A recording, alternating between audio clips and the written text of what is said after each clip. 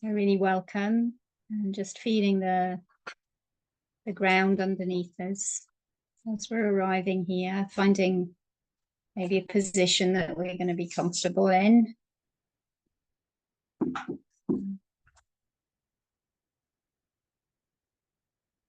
It's really establishing the sense of listening inside.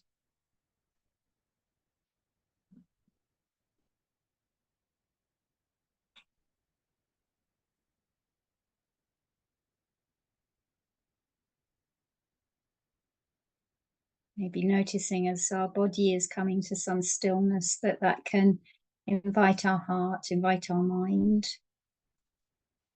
to arrive somewhat here.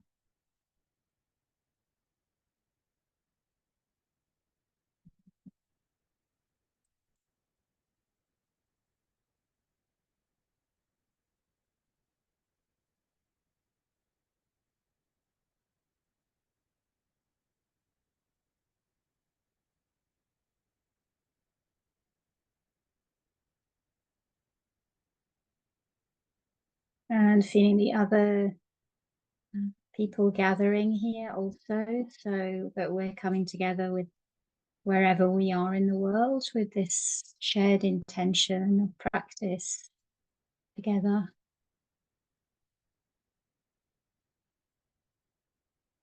Maybe letting that support our arrival. We've put aside the time, the energy.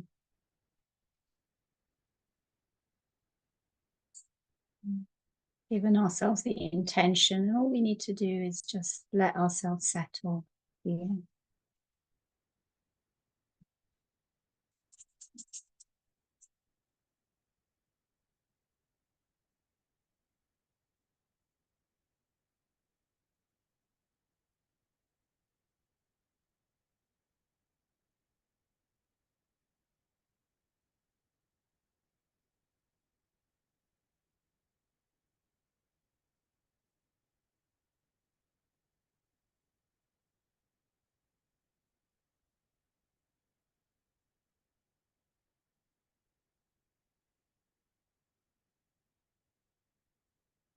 So really welcome everybody.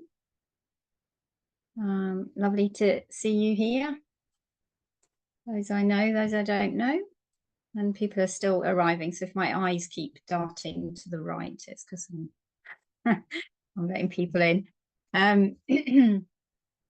So yeah, welcome. And for anyone who's new here, I'm Sumedha, and I'm one of the core teachers with Sacred Mountain Sangha.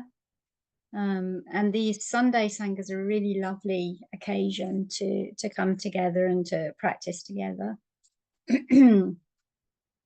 So just to say that the main session will be about an hour, and within that, as many of you know, we'll do some chanting together, and there'll also be a short guided meditation. And then I wanted to continue to offer some reflections on the theme of like skillful approaches to thought in meditation. So some of you were here last week and you'll have heard last week's session. And if you did that, great, that's great. And if you didn't, then hopefully this week's session will still be accessible for you. And also the videos of all of these Sunday Sanghas go up on YouTube, on the Sacred Mountain Sangha YouTube, so you can find them there as well.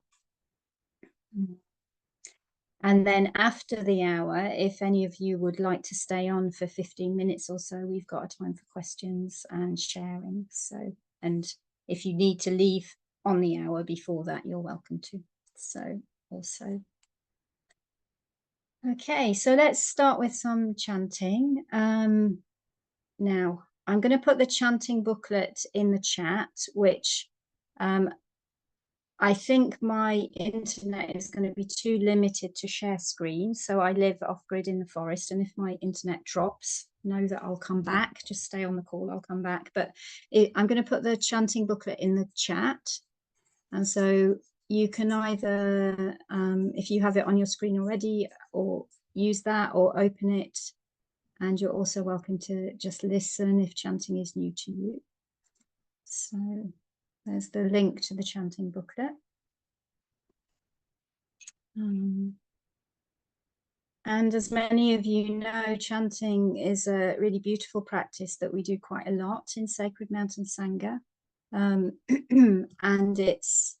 it really helps to bring the vibrations of the teachings into our body in kind of an embodied sense. And it also helps us to maybe access the teachings in a different way. So the early teachings were memorized, and there's something about letting the sounds come in and through that can really help the heart to attune in a different way. So so let's start with the chanting. And we can start with the refuges and precepts on page 3.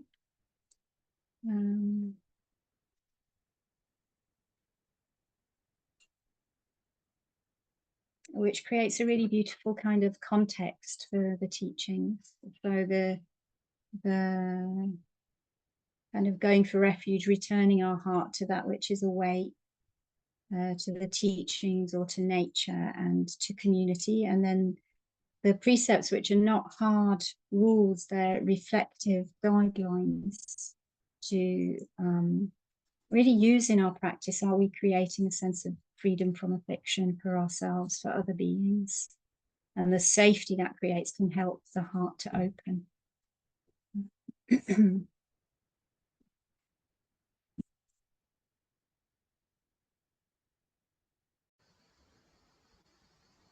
Namo tassa bhagavato arahato samma sambuddhassa. Namo tassa bhagavato arahato samma sambuddhassa. Namo tassa bhagavato arahato samma sambuddhassa. Buddhaṃ saranam gacchāmi. Dhammang saranam gacchāmi. Sanghang saranam gacchāmi. Dutiyampi Buddhaṃ saranam gacchāmi. Dutiyampi Dhammang saranam gacchāmi. Dutiyampi Sanghang saranam gacchāmi. Tatyampi Buddhaṃ saranam gacchāmi. Tatyampi Dhammang saranam gacchāmi. Tatyampi Sanghang saranam gacchāmi. Panatipata veramani sikkhapadang samadhiyami. I undertake the precept to refrain from intentionally taking life. Adinadana veramani sikkhapadang samadhiyami. I undertake the training to refrain from taking that which is not given. Kame sumichachara veramani sikkhapadang samadhiyami. I undertake the training to refrain from misuse of sexuality and the senses. Musawada veramani sikkhapadang samadhiyami. I undertake the training to refrain from speech that is false, divisive, harsh, and meaningless. Suramerayamajapamadhatana veramani sikkhapadang samadhiyami. I undertake the training to refrain from intoxication which leads to carelessness. And then we can go to page 4 of the chanting book. So the link is in the chat. I'll put it again in the chat for anyone who's joining now.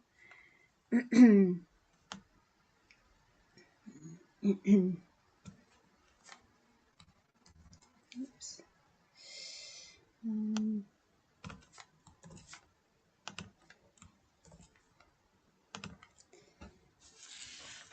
So we can go to page 4, the recollection of the triple jewel.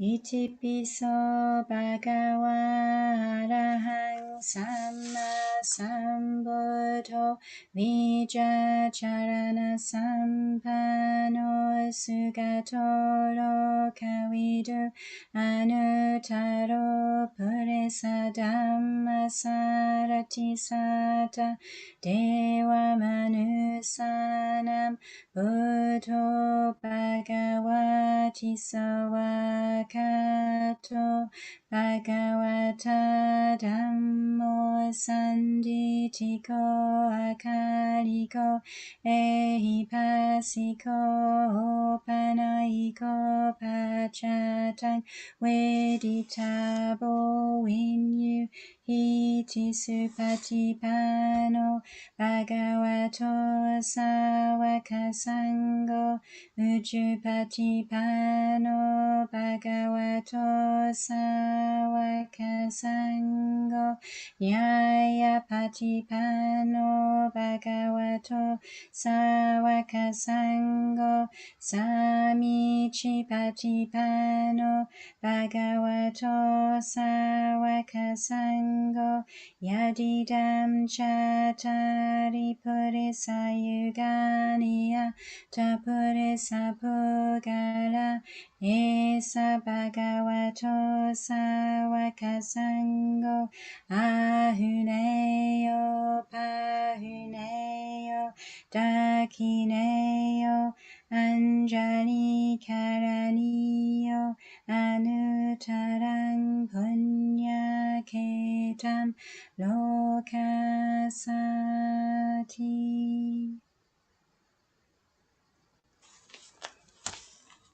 And then we can chant the reflections on universal well-being on page 7, which is also a reflection on the 4 Brahma Viharas, so of loving kindness, compassion, sympathetic joy, and equanimity. And maybe as we chant this, we can really tune into the sense of these words, which it starts off as like thoughts, as recollections, and how these permeate our being. And they can actually help to transform something in our way of being, when we let the thoughts kind of translate into felt experience. So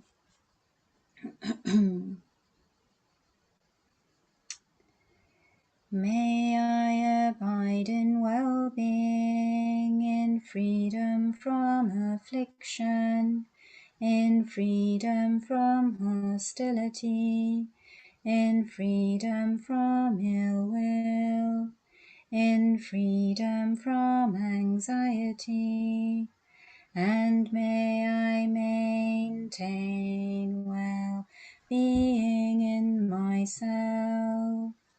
May everyone abide in well-being, in freedom from hostility, in freedom from ill will, in freedom from anxiety, and may they maintain well-being in themselves.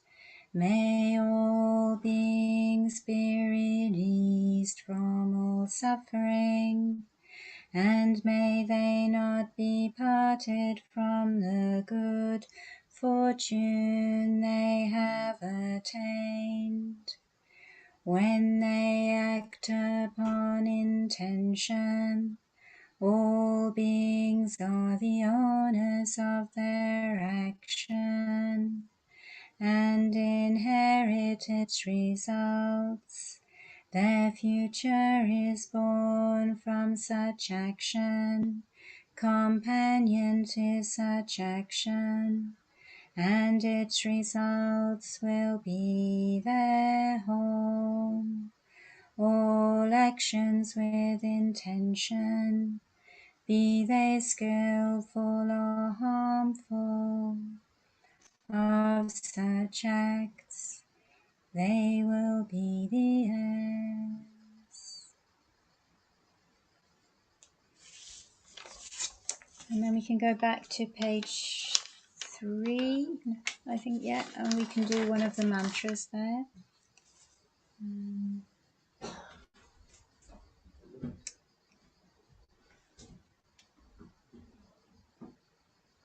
So we can chant the Tara mantra, homage to Tara, compassion expressed as enlightened activity.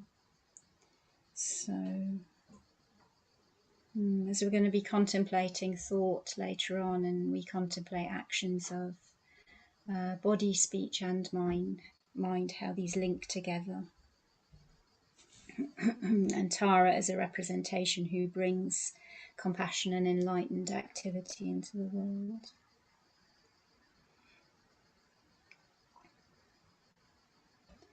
Om Tare Tu Tare Tu Re Soham.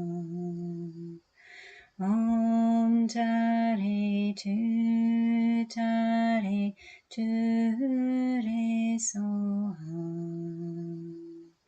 Om Tare Tu Tare Tu Re Soham.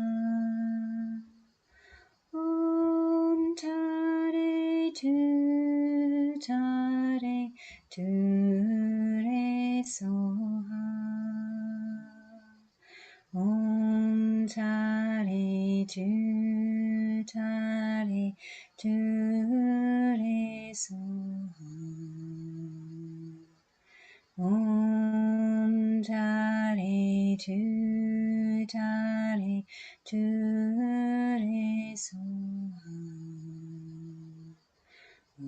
Om Tare Tu Tare Tu Re Soham.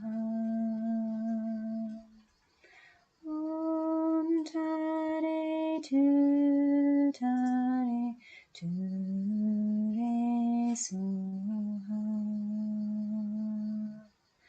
Om Tare Tu Tare Tu Re Soham. Om Tare Tu Tare Tu Re Soham. Om Tare Tu Tare Tu Re Soham. Om Tare Tu Tare Tu Re Soham.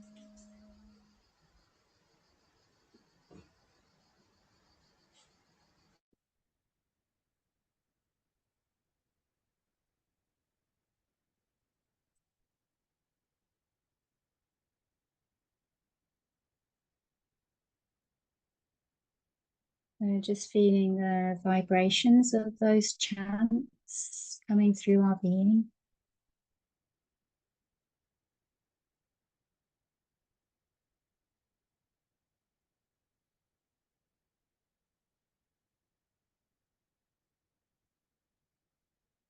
Letting our mind settle, maybe with those vibrations, more deeply into our embodiment, into our body.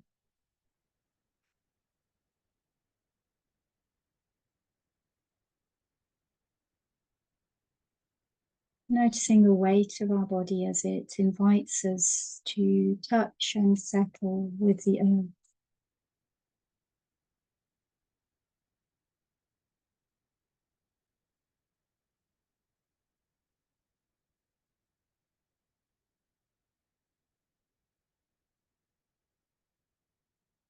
As we're doing this, noticing the tone of our attention.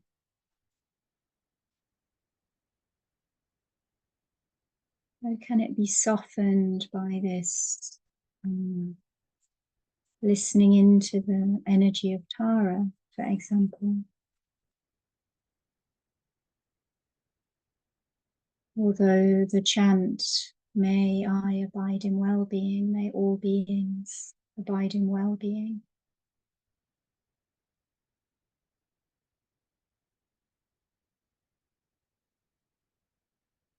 And this language, this intention, help to align our listening and soften, deepen our presence here. Strengthen in a certain way our presence here.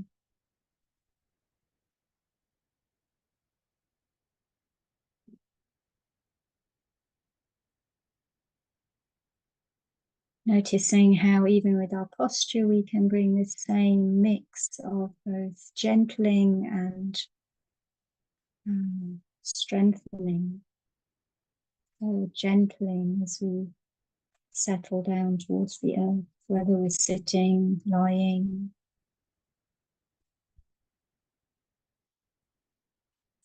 standing.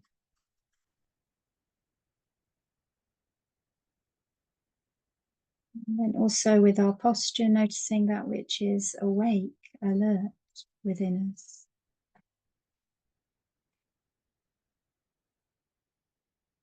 Maybe the way the spine lengthens, if it's able to, if it's comfortable.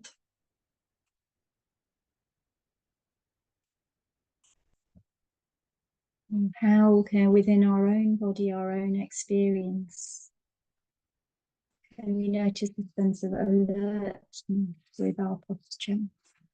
Maybe we need to stretch and open a bit.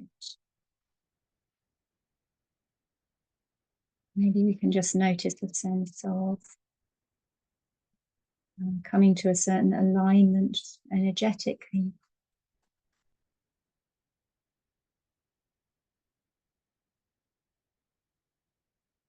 This can happen whether we're sitting, whether it's better for us to lie down. So we can be very attuned.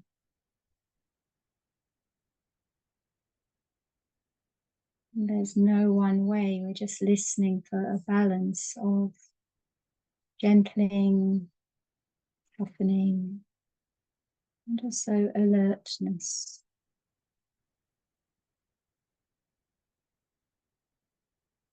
in our being.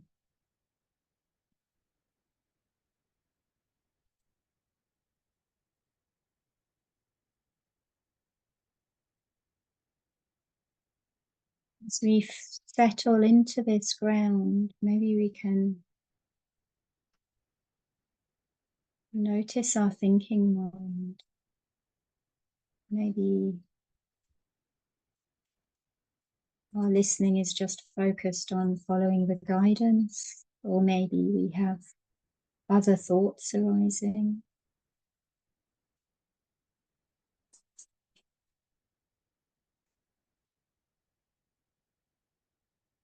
And if we do, can we notice them arising in this space of listening? A bit like a sound arises in the space of our hearing consciousness.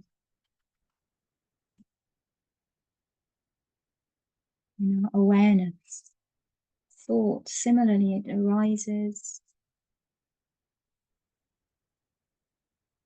and it ceases, and there's space around it.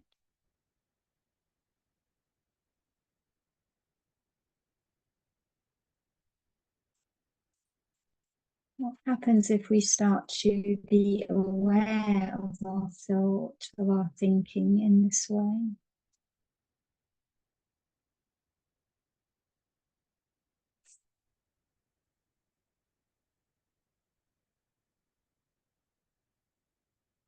Space of groundedness, of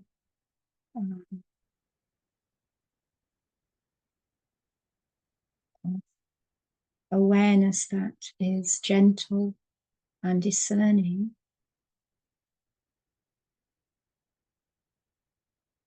Maybe we can notice, say, the tone of a particular thought.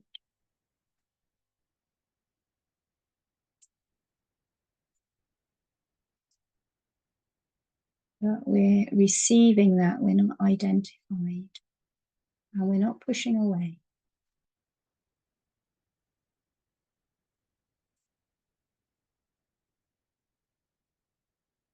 And noticing, is this causing affliction in my being and to the beings of others? Does this help discernment?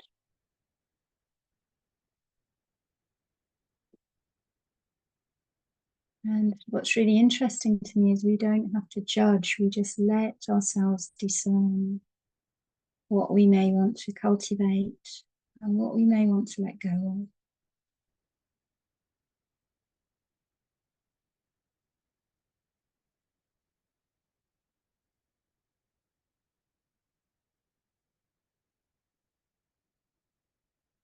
And this isn't a judging, comparing,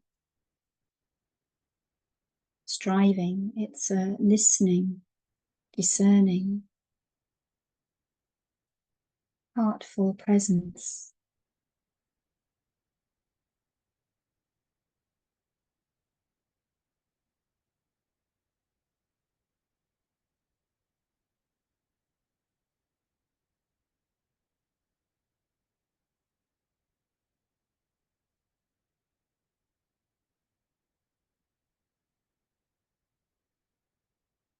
And as we get so identified with thoughts, it can really be helpful, or I find it helpful, to really be quite, to be very grounded, to find our ground, to give a lot of time to finding a settledness, a spaciousness. And then a real willingness, I'll be here to notice a thought as it arises, as it ceases, and how I can approach that. If there's some places I need to listen to unknot.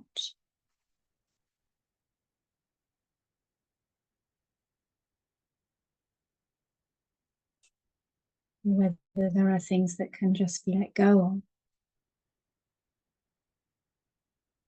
This is our discernment.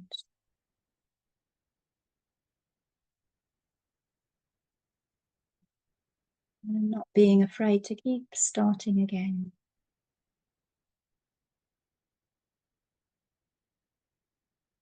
That each moment of awareness is precious. And if we lose awareness, if we get lost, identified, as soon as we notice that, that's a moment again of awareness. We encourage ourselves.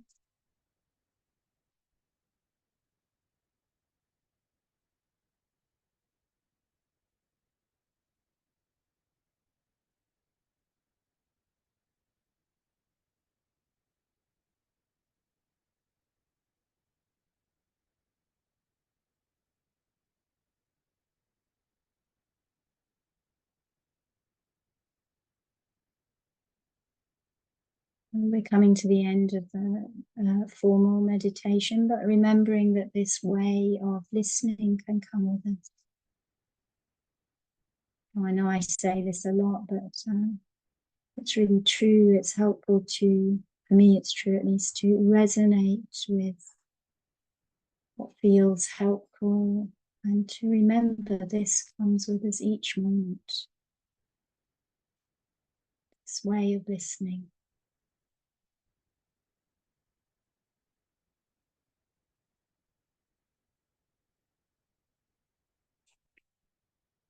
So we can end the meditation there.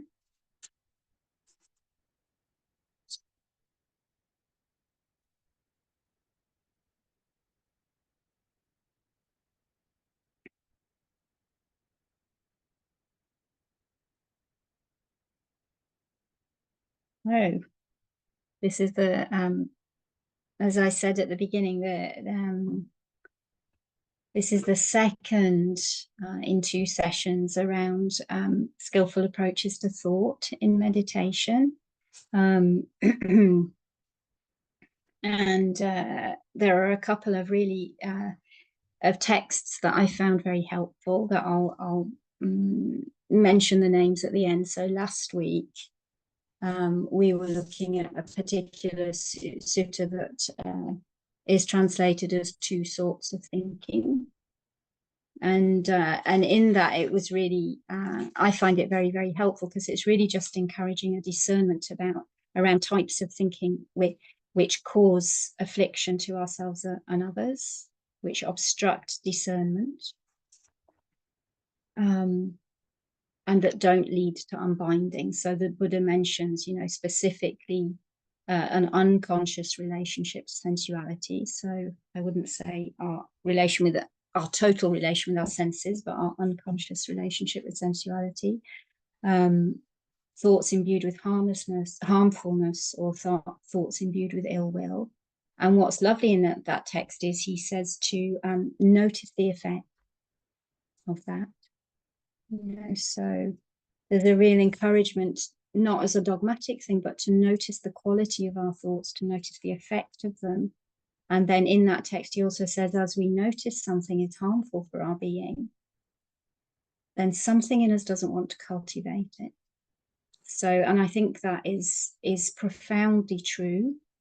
And also we have very anchored habits, so what it does point to is that there's this lovely quote from Ajahn Chito around wisdom in his book, The Parami, where he says we have this capacity for discernment inside us, that it's I think he says a raccoon or something like that, knowing the difference between a clam and a rock.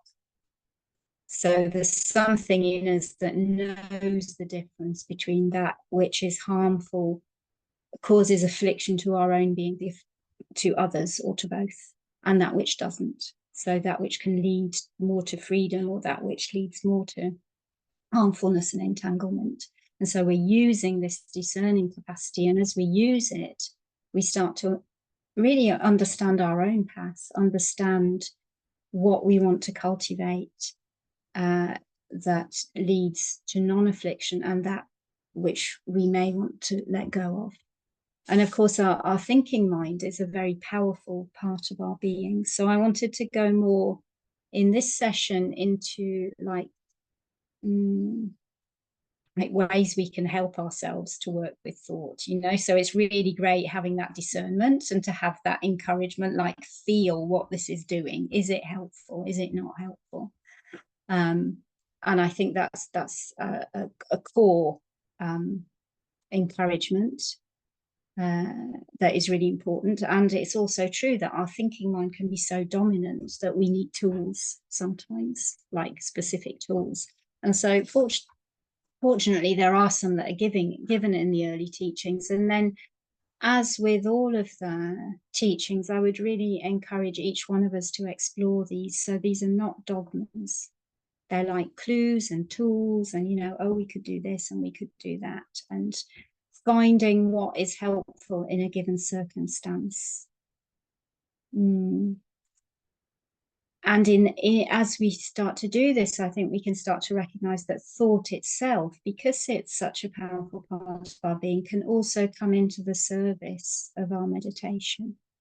So as many of you know, sometimes it gets like, okay, so we just want to put aside the thinking mind. And to a certain degree, I really think that's helpful, because I think there are other ways of knowing within our being that sometimes get blocked when we're just in thinking. And there's different levels that we can go through. So in that famous teaching that says, study, practice, realize, and then being Dharma, it's like things are filtering down, aren't they? They come in through here, maybe, and then they work around a bit and they come down a bit, and then they transform in our being, and then that affects what thoughts we're going to be having as well. So we're like a work in process, and I find that very beautiful. I really like that sense. And I'm very curious about it. So I'm curious also about the cultivation that can happen through thought.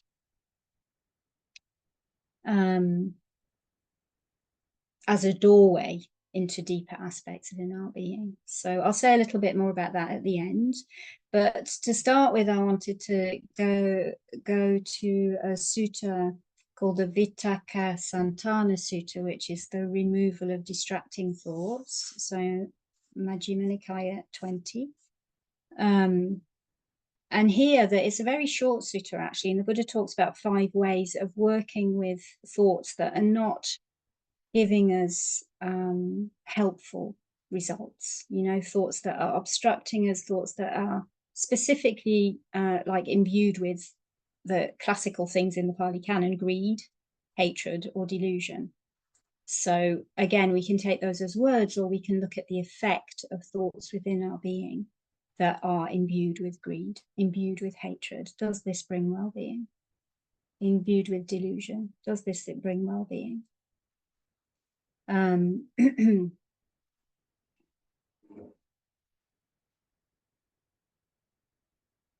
yet we can approach them in a way that it's not just judgmental, because sometimes thoughts say that imbued with anger, there are processes sometimes with anger that we need to understand. We need to understand what's at the core of it. We need to understand maybe things that we need to act on, but let go of that which is harmful in that energy. So working with thought in this way can be an interesting area, I find.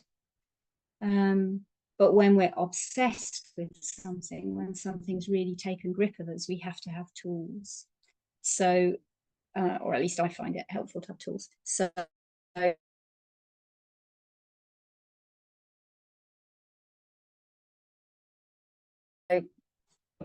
the Buddhist, the first possibility of working with different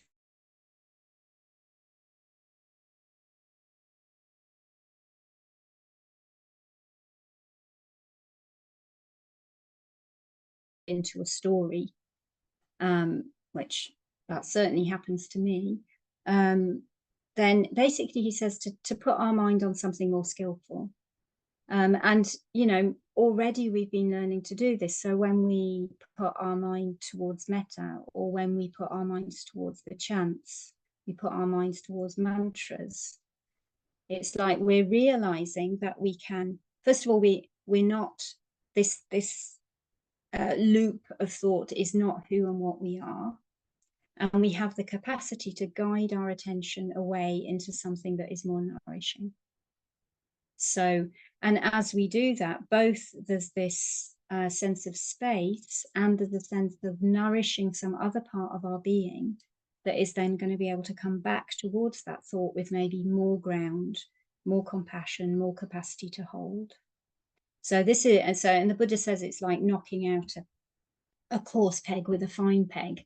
And I think this is a really wholesome way of, that learning. We can come away recognizing that. So this isn't who and what I am. And connecting with a different capacity in our being. So, as I say, chanting, mantras, the practice of metta, contemplating compassion, even coming back to the earth, we direct our attention with a thought. Can I feel my feet on the ground? We have a different ground to then meet what's happening with. It's like it's less overwhelming. So I think that's already a very skillful means. It can change the whole tone. It allows a fluidity, a groundedness, a depth of being that can then maybe hold that difficult thought in a different way. The second method that he mentions is to ponder on the disadvantages of an unskillful thought. So if we're having a thought, we're caught in a repetitive thought pattern. So here the Buddha says to really be conscious what this is doing in our being, because part of what holds kind of those cycles in place for me is some kind of like, I'm just caught in the story and I don't really want to look at what it's doing, or I'm a bit scared of looking at it directly, so then there's fear to look at. And because essentially when we're not looking clearly at the results of a thinking pattern, it's like we're holding ourselves in a kind of ignorance. And it's this for me is really not about judging a thinking pattern, or even judging the consequences of it, but being clearly conscious. Is this something I want to give my energy to?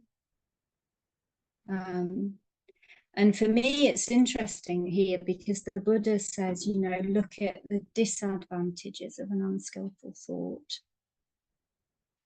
And elsewhere, as many of you know, he also says, like, in relation to different experiences, that there's often a gratification. There's a gratification, a danger, and an escape. And for me, this is really helpful also in looking at thoughts that are harmful, because I'm like, well, okay, so maybe I can start feeling into the harm this is doing, the parts I want to let go of. But say an angry thought or a fearful thought, what is this giving me, actually? What is it that's keeping me coming back to this? You know, and it might be just habit, that it's difficult to come away from a habit. But it might be actually there's something, say, with an anger, that it's like it needs to be listened to somewhere. That takes some tunneling down, you know, but it's like, what is this giving me? Or say a resentful thought. It's just that I can stay angry with that person, and then I don't have to question what's really going on, you know. So there are different ways in which we invest in our thinking patterns that I think it's really helpful to explore, not from judgment, but just from a clarity. I want to get to what's going on here. So we can explore the danger in unskillful thoughts. We can explore what they're giving us also. And in that, we're exploring the escape, because already we're in some awareness. We're in a different relationship with that thinking pattern.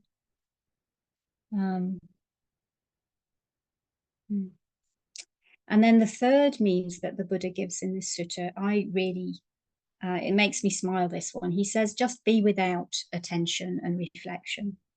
It's like all of us diligent meditators, you know, it's like, oh, I must be, you know, kind of super aware all of the time of what's going on. And it's like he's saying, if something is too pushy, it's too obsessive, then it's skillful to learn we can just come away, be without attention and reflection, like go for a walk, drink a cup of tea, you know, do something where our being is going to ground in a different reality. And again, there's this way in which we're starting to understand this thinking process is not who and what I am. I can actually just look the other way for a while. And it depends what our tendencies are as well. So I did read a commentary, which I don't have the reference for here. I read it years ago, which was saying, you know, there are certain activities that are not so helpful in this. So like I really love eco building, and it says don't do building commentaries. It's like you get too obsessed with it, you know, so you start another obsessive something. So, you know, we need to be aware in our own being when we're actually coming away and we're coming to some ground, and when we're losing ourselves in distraction. There's a line there. And again, it's really inviting awareness into our being. When is it skillful to just go, actually, you know, I'm going to take my mind away. And then where does that become that we're building another realm of another story, say, or we're just indulging in distraction. So that's for ourselves to know. So Alison, yes, the sound is bad due to your stormy winter weather. Yes, thank you. So hopefully the recording will come through okay. Blessings to you too. So, and then the fourth way that the Buddha talks about, so we can soften the mind, bring it to a more skillful object. We can reflect on the disadvantages of a harmful thought pattern, and we can also reflect on what it's giving us. We can be without attention and reflection. And then the fourth way, he says, is to reflect on the removal of the thought source. So there we're really having maybe softened the ground, maybe recognize that we can come away, come into awareness ground. We've reflected on the advantages and disadvantages. maybe we can start to come into deeper listening. What is the source of this thought? So yeah, Robin is saying taking your mind away. So in relationship to dissociation, I would say that there's a difference. We're making a space where we're recognizing this thought is not fully who and what I am. So we're recognizing there's more to our being. But for me, the difference with dissociation is that we're not putting fear in that space. We're not pushing it away. We're not adding judgment. We're recognizing our being is larger so that we can then come back to say, do this fourth method of deepening down what might be the sources in my being of this thought pattern, which involves coming into more a body sense, a felt sense, the links with the sensations and emotions, with this clarity of wishing to understand again. So I think that's a really good question in relation to dissociation. And I think it's why these methods are helpful, because sometimes if there's too much emphasis on just not allowing thought, for me, this is for me personally, then it can become like that part of our mind is just, well, what do we do with it? Actually, it needs to come into our being and be transformed and maybe be part of the transformative process, but with a different kind of spaciousness and depth than we would habitually have with it. I hope that makes some sense.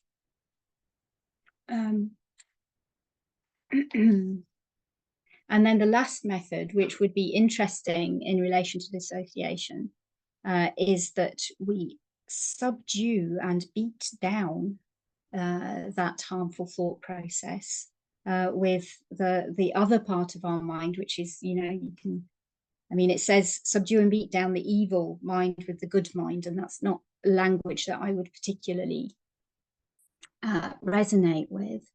But I have personally had situations in my life where I've been so caught in a thinking process, like when I'm very upset, there can be a lot of emotion, a lot of anger, a lot of wishing to express this, and at a certain moment, I've just decided I'm not giving my energy to this.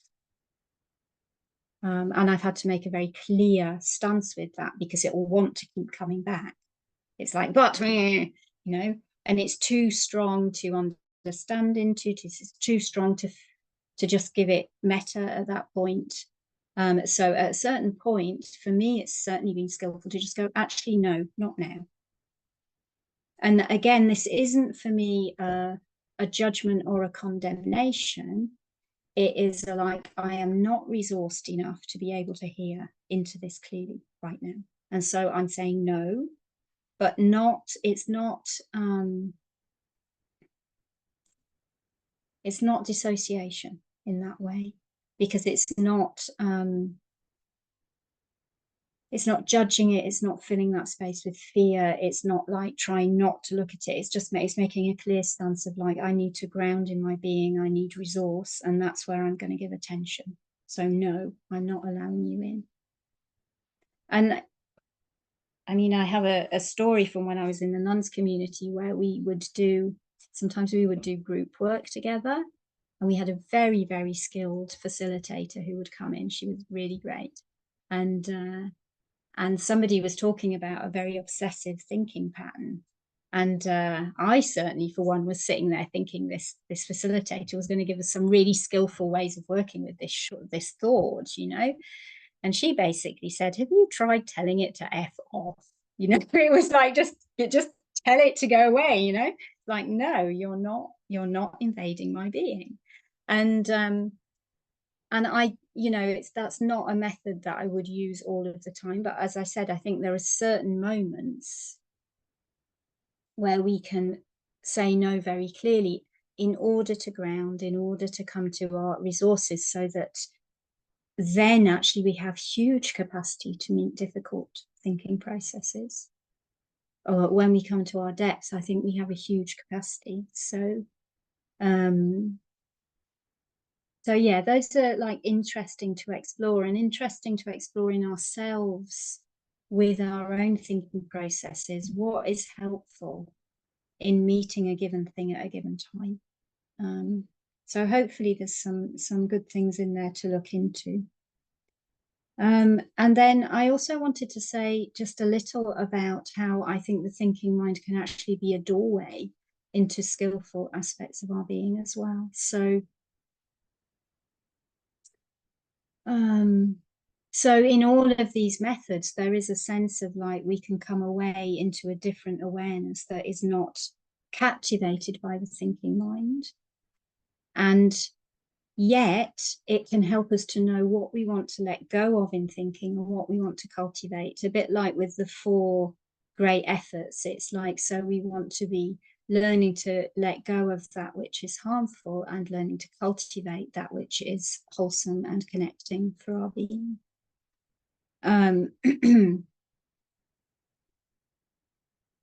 And as human beings, language and thought they're quite precious can be precious parts of our experience when they're not being hijacked by unconscious values or unconscious ways of being. And so one thing that I wanted to point to was obviously the way in which we can use thought and use language to then it takes us to a threshold where we can't go beyond with thought, but it can take us to that threshold and it can help us to realize humility of our thinking mind. So, you know, classically they say that the teachings, they cannot encapsulate the spiritual truths that they're talking about. And it's good that they can't. They're like fingers pointing at the moon, you know. They can take us a certain way and we can use, like a boat, we can use them a certain way, and then the Buddha says, you know, let the boat go, and we're coming into our experience. So thought as a way in that at a certain moment takes it beyond ourselves, takes it beyond itself. And I've been fascinated by this for years. So my dissertation at university was called something incredibly pompous, like transcendence and issues in the use of structure. And it was about how a text could try and point to something that it cannot contain. So the words are there, we have these texts, we have these teachings, and they cannot contain it. So this recognition can be very powerful. It can bring a real humility and both a willingness to experientially go into the text, experientially go into the teachings, experientially notice the thoughts that and the pathways that arise with that, all the time with this sense of like, I'm not going to grasp this. It can be really helpful. We can really take it in, and we can't grasp it somehow. So it takes us beyond the thinking mind, beyond the clinging. And you know, this gets recognized in methods, like it gets recognized in Tibetan Buddhism with a kind of dialectics that it's like taking you beyond where words can go. And also with methods like Koan, and Kittisaro talks about Huato, which are these phrases that they're essentially pointing us to a deep experiential questioning, and there's no response. You know, it's like, so they're called word heads, or the point beyond which speech exhausts itself. So, you know, maybe in we might be asking like, who knows, or like contemplating the phrase, the one who knows, and there's a certain thinking mind that is contemplating that phrase, and yet the depths it takes us to is way beyond that and can't be encapsulated. And yet we can put some words there, like in maybe in teachings or in poetry, or, you know, so it works through and comes back through in a very beautiful way. And Bhikkhu Analayo, who's a Theravadan monk, he points out how in the Pali commentaries there's a relationship to this. So he says, like, the difference between simple walking and walking meditation is that we can also be contemplating, like, who goes. So we're using words to explore in this ungrasping way, pointing us back into the mystery. So I think that's a very skillful use of thought. And it points to me to like I really love the language of poetry. So like Mary Oliver, you know, she's got this lovely poem, truly we live with mysteries too marvelous to be understood. And then, you know, and then she writes poetry, and that touches experientially in ways that it takes our thinking mind in and takes it beyond itself. So there's that with the thinking mind. And then I see I've got 4 minutes, so my thinking mind had better work pretty quick. And so just to say, the last thing is also that creativity, that actually as human beings with language, how we use language, how it links with actions, it's generative. So Toni Morrison, in her Nobel Prize winning speech, she says language is generative. It's something we have as human beings that can actually be very transformative as we take it in this contemplative way and let it come back through in our actions and what it forms. So, you know, I really love like the language of poetry, and say writers like Ursula Le Guin, who they're exploring experientially with their words. They know what they're doing. And, you know, and very famously Einstein, you know, as a prelude to his scientific theories, he did thought experiments where he would imagine, he would go beyond the known world with his imagination. And then it comes back and transforms something in the known world. So I think that's a really, really interesting area to look into as well, when we're rooted in Dharma and with this experiential inquiry into what is liberating us from forces that cause harm, greed, hatred, and delusion. So I hope there was something in there that was helpful. And yes, Robin's saying, is in Buddhism, isn't the mind the sixth sense door? Yes, it is. So we have sight, sound, smell. Sight, sound, smell, body. My mind isn't going to do it, but yes, mind is the sixth sense in Buddhism, the thinking mind. And then there are different levels in our being. So there are all these different words for consciousness that gets quite complex. So, yeah. So I hope there was something in there that was helpful. And just to say, the sutta references for anyone who's interested, the sutta this week is the Vitakka Santana Sutta, the removal of distracting thoughts. And the sutta from last week was, I can't remember the Pali name, but it's called Two Sorts of Thinking. So you'll find it if you look that up on the internet, and they're both really, really helpful suttas to look into. And if you wish to, so just to say for anybody new here, that these sessions are offered by Sacred Mountain Sangha. And if you wish to offer a donation to support Sacred Mountain Sangha, you can do that by going on their website. So, great. Okay, so anyone who wants to stay on, anyone who wants to leave, you're welcome to. And thank you for your presence here. And anyone who wants to stay on for questions or sharing, we've got 15 minutes now. You're very welcome.